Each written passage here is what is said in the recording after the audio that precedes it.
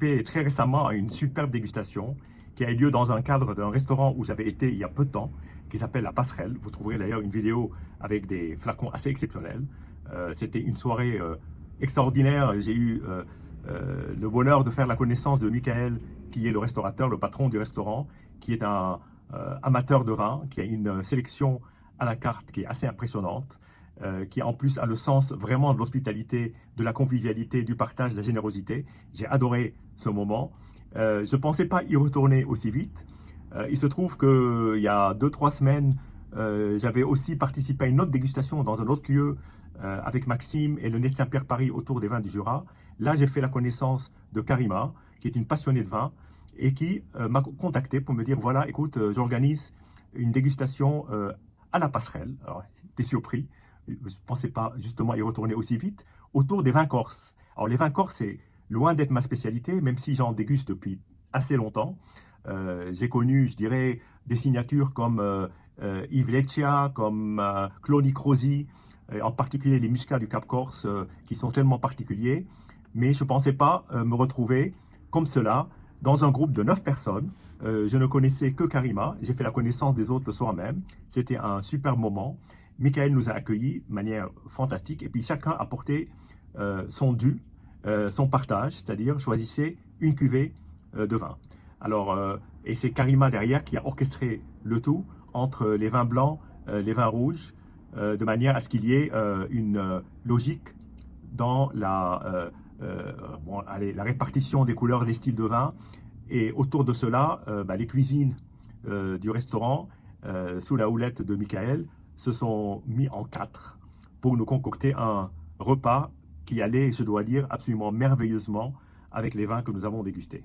Donc nous avons fait tout à fait dans le classique, c'est-à-dire une mise en bouche, par contre 2 poissons, parce qu'il y avait 5 et 6 blancs, 5 ou 6 blancs, je vous expliquerai pourquoi c'était finalement 5 et pas 6.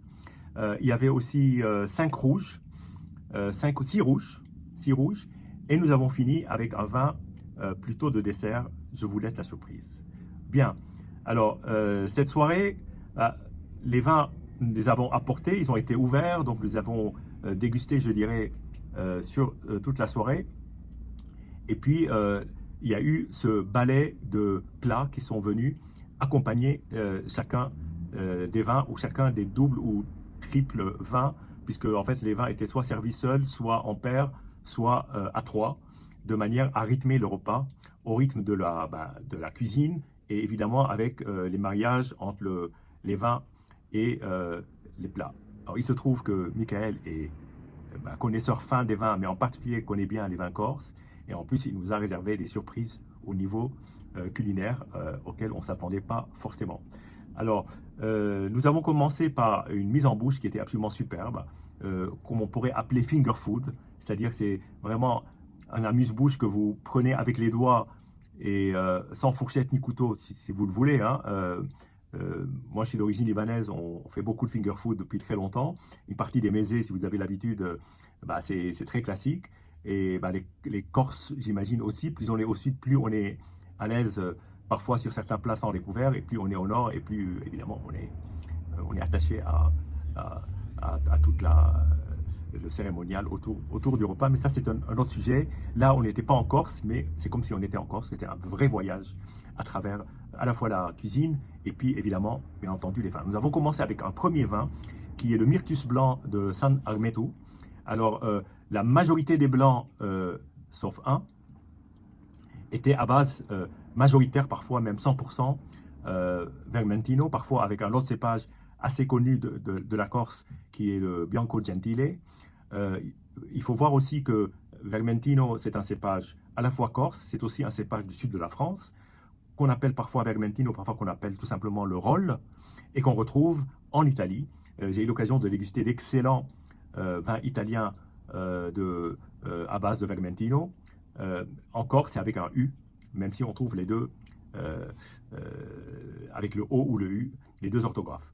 Bien, alors le premier était déjà une superbe mise en bouche, parce que ça avait un certain caractère assez vif, assez éclatant, tout en étant très, très gourmand, et puis ça allait de manière assez magnifique, je dois dire, avec la mise en bouche. Ensuite, bon, la première surprise culinaire, ça a été un poisson qui est du bar accru, qui lui, alors c'est là, c'est surprenant, ce bar venait d'une ferme bio corse. Alors, Michael nous a expliqué qu'il y a, que ça doit être l'unique ferme bio, entièrement bio de poissons en Europe. Et donc, c'est quand même sacrément énorme de déguster un bar bio venant de la Corse, donc méditerranéen, et puis donc servi avec deux vins blancs. Donc c'était intéressant de goûter les deux vins blancs côte à côte. Donc il y avait, je dirais, à ma droite, c'est celle que j'ai dégustée en premier, et à ma gauche, une deuxième. Donc à ma droite, c'était le Clos Canereccia, la cuvée Sophie, qui elle est une cuvée, alors elle n'était pas en Vermentino, elle est en Bianco Gentile principalement, mais avec du Vermentino et du Genovese. Et c'était un vin plutôt assez fin, en dentelle, pas d'une grande présence. Je vous le dis parce qu'à côté, il y avait un autre vin. Je précise que tout a été dégusté à l'aveugle, donc sans aucun a priori. Et à côté de ce vin, il y avait un vin du Clos Nicrosi. Alors, Clos Nicrosi, j'en déguste depuis une trentaine d'années. Et là, c'était avec plaisir que j'ai redécouvert ce blanc, parce que ça faisait quand même très longtemps que je n'en avais pas bu. Et là, on est à nouveau sur un Vermentino qui était, alors lui, hyper parfumé, floral, assez dense, tout en finesse, et ça allait de manière très harmonieuse. D'ailleurs, les deux vins allaient de manière extrêmement solide et harmonieuse, avec un poisson très fin. Donc on était vraiment finesse sur finesse, avec peut-être un peu plus de présence du côté du Clos Nicrosi. C'est mon avis personnel. Ensuite, nous avons fait une deuxième paire de blancs sur un autre poisson qui était merveilleusement cuit. Merveilleusement cuit, c'est une dorade, toujours de la même ferme bio. Et là, c'était sur deux vins blancs. Un vin blanc qui est devenu, je dirais, aujourd'hui iconique. En tout cas, le domaine est devenu iconique. C'est le domaine Vacelli. Il y a énormément je dirais, de contention sur les approvisionnements en Vacelli. Il faut dire que le domaine produit relativement peu de bouteilles. Et il faut reconnaître que ces vins maintenant font un magnifique bouche à oreille qui fait que tout le monde veut goûter, savoir ce qu'il en est. Donc là, on a été effectivement sur un blanc. Alors c'est un 100% Nieluccio, donc cépage 100% autonome, sur évidemment des sols granitiques, et un vin que j'ai trouvé assez présent, assez fin, une belle allonge en bouche. J'ai pas été submergé par ce vin, je le dis assez franchement. J'ai pas mal aimé, mais je dois dire que des cuvées beaucoup moins connues peuvent paraître plus attirantes, en tout cas pour mon palais personnel. Mais je comprends aussi l'intérêt pour ce domaine-là, parce qu'en plus on en a goûté d'autres. Par la suite, je vais revenir là-dessus. Et en face, il y avait un vin très particulier. C'est un vin de macération. J'avoue qu'à l'aveugle, j'aurais pas vraiment... Si, j'ai noté quand même des beaux amers en bouche, mais j'aurais pas été jusqu'à dire, voilà, c'est un vin blanc de macération, d'autant plus que c'est une macération pelliculaire de 3 semaines. Il y a plus long, bien entendu, il y a des macérations de 3 mois qui peuvent donner des vins beaucoup plus oranges. Là, la couleur était légèrement teintée, pas trop. Là où c'était intéressant, c'était une cofermentation, ce qui est quand même assez rare, de plusieurs cépages, pour la plupart des cépages d'ailleurs autochtones. Quand je dis autochtones, c'est-à-dire même des variétés peu cultivées, comme le Riminese, le Codivarta. Eh évidemment, on retrouve du Vermentino, du Genovese, mais pas que. Et donc, ce vin, moi, j'ai trouvé plus intéressant, en ce qui me concerne, que le granit blanc. Question de jugement personnel. En tout cas, les deux allaient très bien avec le plat, mais moi, je suis toujours très attiré par les sensations que j'ai sur le vin, que je goûte toujours avant d'attaquer le plat. Et après, je teste, en fait, et c'est ce qu'on a fait, on s'est donné à ce jeu, tester les mariages sur chaque plat avec les 2 ou 3 vins et chacun donner son avis. Moi, pour ma part, j'ai préféré le vin de macération du Clos Colombo. Voilà, il faut que je le prononce bien, n'est-ce pas? Il faut que je me mette aux Corses, parce que là, en plus, j'ai goûté tellement de vin que j'ai qu'une envie, c'est d'aller visiter les vignobles. Voilà, ce sera probablement une prochaine fois. Ensuite, nous avons eu trois rouges, à l'aveugle toujours. Trois rouges euh, qui accompagnaient la recette emblématique, je dirais, enfin une des recettes emblématiques de la cuisine corse de viande, qui est le veau aux olives. Alors évidemment, on est dans le sud, c'est méditerranéen, ça va très bien. Les vins rouges corses ont souvent d'ailleurs des aromatiques d'épices, parfois de garrigue, parfois même de tapenade. D'ailleurs, on trouvait même un peu de tapenade d'olive, donc ça tombait parfaitement. Donc il y avait trois rouges.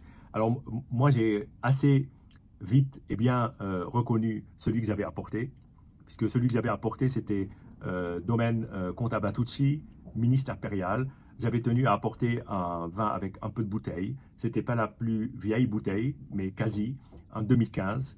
J'ai eu l'occasion de passer une soirée avec Jean-Charles Abatucci et Faustine au Cave Le Grand. J'avais eu l'occasion de goûter d'énormes merveilles ce soir-là. Et là, j'étais heureux de regoûter Ministre Impérial dans une version sur un millésime très solaire, très intense. Mais ce vin, c'est assez incroyable parce que c'est un coup de foudre. Je ne dis pas parce que je l'ai apporté, des fois j'apporte une bouteille et elle est moins bien que les autres. Là, c'était un vrai coup de foudre parce qu'il y avait en fait dans ce vin tout ce qu'on recherche, c'est-à-dire ce côté à la fois sphérique, à la fois arrondi, à la fois suave, mais en même temps une assez belle matière, évidemment sur des aromatiques sudistes, ce côté tapenade, une très très très légère amertume, mais à peine un très très beau amer, mais très discret, et surtout un équilibre, et c'est un vin qui est dans sa plénitude, qui est sur son plateau. Je pense que ce plateau va encore durer quelques temps. Alors en face de ce vin, il y en avait deux autres à l'aveugle, toujours, hein, face au veau aux olives. Il y avait euh, un quartz de Vacelli rouge qui était assez impressionnant en termes de matière, mais peut-être un peu moins aimable. Je pense que c'est un vin qui a besoin de plus d'années pour se développer. Mais honnêtement, j'ai été assez ravi de le goûter. Mais c'est vrai qu'à côté de Mist Impérial, et je pense quelque part, on goûtait un vin trop jeune par rapport à un vin qui était dans sa plénitude, donc c'était difficile de juger. Et face à ça, un vin assez étonnant du Clos Canereccia. Alors ça, c'est un vin en amphore avec un seul cépage emblématique de l'île de Beauté. J'espère que je le prononce bien. À mes amis corses, je leur demande pardon. C'est le Carcaiolo, qui est un cépage typique de l'île. Et là, c'était un vin qui était assez puissant, encore jeune, mais j'essaie de me souvenir des impressions que j'ai eues. Une assez belle matière, pas forcément très très très présente, mais une assez belle concentration. On sentait absolument pas l'élevage, on était vraiment sur le fruit, et ça, je pense que le vieillissement en amphore ajoute cette naturalité, si je puis dire, pour réaliser cette cuvée-là, qui est quand même une cuvée assez unique dans le paysage corse. Ensuite, nous sommes passés au fromage. Et là, Michael nous a tenté une expérience. Quelqu'un avait apporté un muscat du Cap Corse, un muscat en vendange tardive.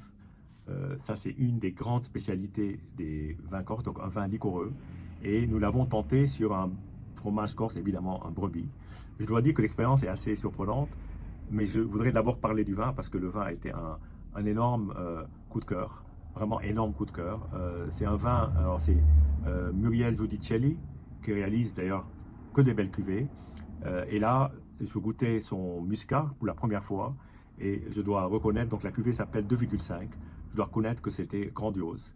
Il y avait à la fois, évidemment, le côté liquoreux d'un vin, mais je ne saurais pas dire quel est le taux de sucre résiduel qui est dans la bouteille, mais le côté sucré était quand même assez fin, absolument pas doucereux, bien au contraire. Il y avait un tel équilibre dans ce vin que je pense, honnêtement, c'est un vin qu'on peut mettre sur les plus belles dégustations de vins liquoreux, à, à égalité avec des grandes cuvées, des très grandes cuvées, qu'elles soient du Sauternes, qu'elles soient de Loire, qu'elles soient dans le Jurançon, qu'elles soient même de Suisse ou d'Autriche ou d'Allemagne. En tout cas, là, on est sur une facture absolument superbe. C'est vraiment une très grande vigneronne, en tout cas si j'en juge par cette cuvée. Malheureusement, nous aurions pu déguster une autre cuvée très singulière de Muriel Giudicelli. Le vin était bouchonné, ça arrive à la grand désespoir de la personne qui l'avait apporté. C'était un des vins qu'on devait déguster en début de repas. C'est un blanc de noir. Il paraît que c'est une très très très belle cuvée, donc je vais m'empresser d'essayer d'en trouver une pour la déguster et peut-être venir la partager ici, ce sera avec grand plaisir. Mais j'ai quand même tenté de marier le fromage avec un vin blanc sec parmi ceux qu'on avait goûté au début, donc j'ai repris le San Armetu et c'est vrai que pour moi c'était plus confortable et je trouve que autant le muscat de Giudicelli est superbe, autant moi je le voyais plus, non pas forcément en apéro, mais en fin de repas et en particulier sur un dessert qui nous a été proposé à la fin, qui est à base de chocolat. Et donc, nous avons testé les deux mariages possibles. Pourquoi pas? C'était aussi une façon de pouvoir tester des choses et puis découvrir des mariages de monde un peu différents qui sont faits d'ailleurs pour se réunir à table. En parlant de réunion, nous étions quand même un groupe, on ne se connaissait pas tous entre nous, d'ailleurs on se connaissait assez peu. Je dirais, notre point de liaison, notre dénominateur commun, vous l'appellerez comme vous voulez, c'est Karima qui a été l'organisatrice de cette rencontre avec la présence de Michael, de Virginie qui travaille aussi et qui a, on va dire, assuré une bonne part du service avec le sourire et avec ses conseils aussi. Et nous avons passé en fait une soirée de réunion de passion, de générosité, de partage, d'amitié, avec des personnes qui ne se connaissent pas forcément à la base, mais qui finalement, par le biais d'un élément, qui est cette organisatrice, qui a eu cette idée assez géniale de créer ce dîner, de se dire finalement, on ne se connaissait pas, mais finalement, on va partager un moment ensemble, et ce moment ensemble va créer des liens. Et c'est là que, à chaque fois, je me dis que le pouvoir du vin est un pouvoir assez exceptionnel. Et ce pouvoir-là a la capacité de réunir des gens autour d'une même passion. Et ce n'est pas forcément, finalement, que le vin qui nous réunit, parce que le vin n'est qu'un média. Parce que si on aime le vin, il y a d'autres choses qu'on aime. On aime la gastronomie, on aime souvent les voyages, on est curieux, on est ouvert. Surtout une soirée de vin corse, on ne va pas à une soirée, bon, je ne veux pas caricaturer, mais on ne va pas à une soirée de vin très classique. On sort vraiment des sentiers battus, quoi qu'on en dise. Même si maintenant les gens savent qu'il y a des vignobles en Corse. Mais honnêtement, moi je ne saurais pas même dessiner la carte du vignoble en Corse, alors que ça fait des années que je goûte et je me passionne pour le vin. Donc je dis vraiment, c'est une terre peu connue. Pour nous, alors qu'on est en France, c'est assez curieux, mais le fait d'être là tous pour, non pas une cause, hein, on n'est pas là pour défendre le vin corse, on est là pour l'apprécier, pour le déguster, fait que ça crée effectivement des liens. Moi, avec mon métier, d'ailleurs, j'ai organisé une dégustation impromptue de mes chocolats chauds en fin de repas. C'est aussi le partage, et finalement, le chocolat comme le vin est aussi un élément de rassemblement, d'amitié, de chaleur. À la fin, on s'est tous salués chaleureusement, heureux d'avoir passé ce moment ensemble. Et je pense que demain, le même groupe se réunit sur un autre thème, peu importe, un thème qui, autour de la gastronomie du vin, bien entendu, je vais courir, je vais m'organiser pour y être. En tout cas, c'était superbe, j'étais heureux d'être là. Et en plus, pour vous dire franchement, j'attendais cette soirée avec impatience, et cette soirée a largement, très largement accompli ses promesses. Vive le vin, vive la gastronomie, voilà, vive la restauration, parce que c'est un des poumons de notre société, et des lieux comme la Passerelle sont des lieux qui nous donnent des joies, des bonheurs, avec une bonne gastronomie, un bon vin et puis une bonne compagnie. On est complet. Voilà, je vous dis à très bientôt.